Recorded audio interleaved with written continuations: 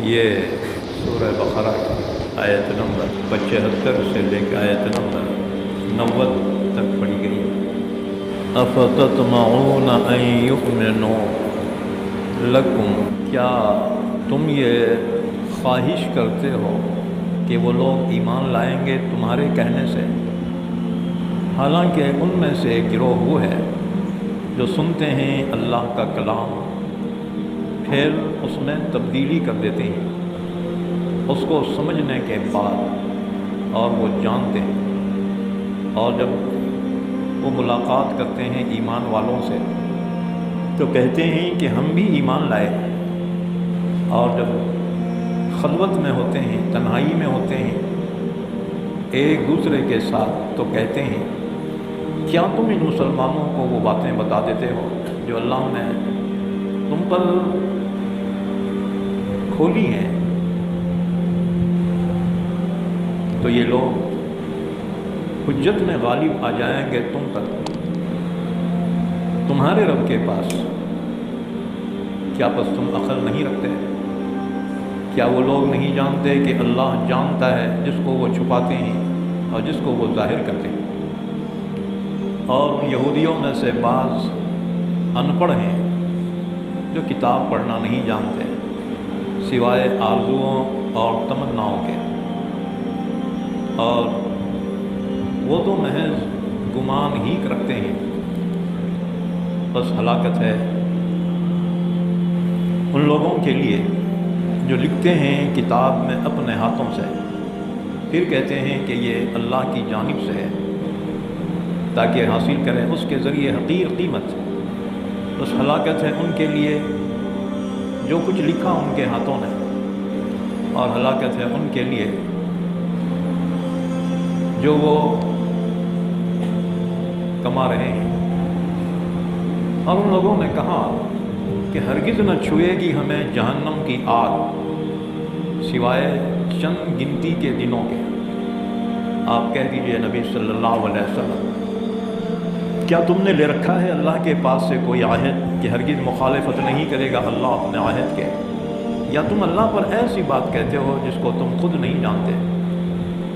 ہاں کیوں نہیں، جس نے بھی کوئی برا کام کیا اور اس کو اس کی برائیوں نے گھیر لیا تو وہی لوگ جہنمی ہیں، وہ جہنم میں ہمیشہ رہیں گے، اور جو ایمان لائے اور نیک عمل کیے وہی لوگ جنتی ہیں، وہ جنت میں ہمیشہ رہیں گے۔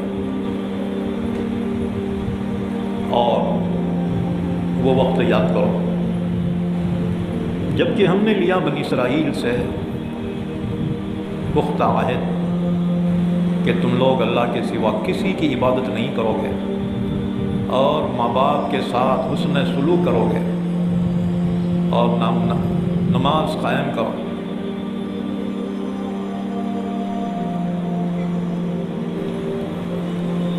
اور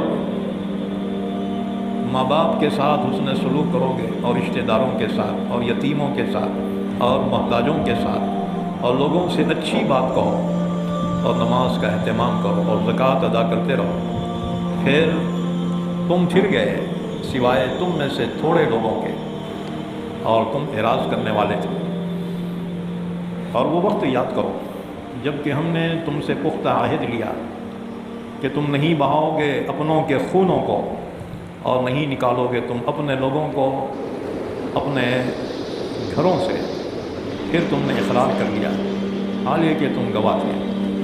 پھر یہ تم ہی تو ہو کہ قتل کرتے ہو اپنے ہی لوگوں کو اور نکالتے ہو تم ایک گروہ کو تم میں سے ان کے گھروں سے، چڑھائی کرتے ہو تم ان پر گناہ اور ظلم کے ساتھ، اور اگر آ جائے تمہارے پاس کوئی قیدی تو تم فدیہ دے کر اس کو چھڑا لیتے ہو، حالانکہ حرام تھا تم پر ان کو نکالنا۔ کیا پس تم ایمان رکھتے ہو کتاب کے بعض حصے پر اور انکار کرتے ہو بعض حصے کا؟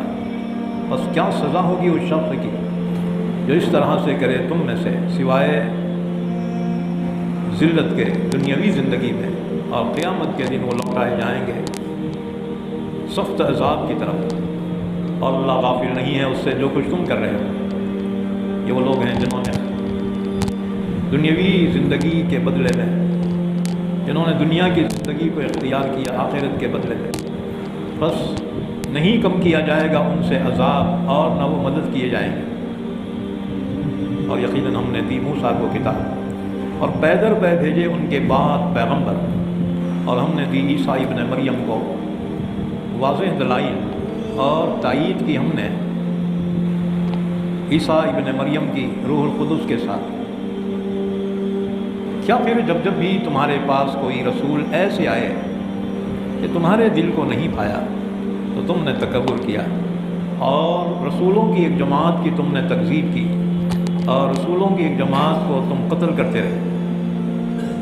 اور یہودی کہنے لگے جی ہمارے دل تو غلاف میں ہے۔ نہیں بلکہ اللہ نے لعنت کی ہے ان پر ان کے کفر کی وجہ سے، بس بہت تھوڑے ہیں جو ایمان لائیں گے۔ اور جب آئی ان کے پاس کتاب اللہ کی جانب سے جو تصدیق کرنے والی تھی اس کی، جو ان کے پاس، اور وہ لوگ اس سے پہلے فتح مانگتے تھے کافروں کے مقابلے میں، پر جب وہ نبی آئے ان کے پاس جس کو انہوں نے پہچان لیا تو اس کا انکار کر دیا۔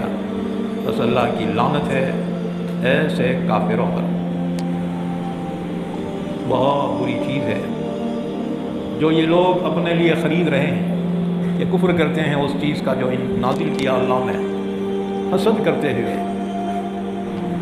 کہ کیوں نازل کرتا ہے اللہ اپنا فضل اس شخص پر اپنے بندوں میں سے جس پہ چاہے۔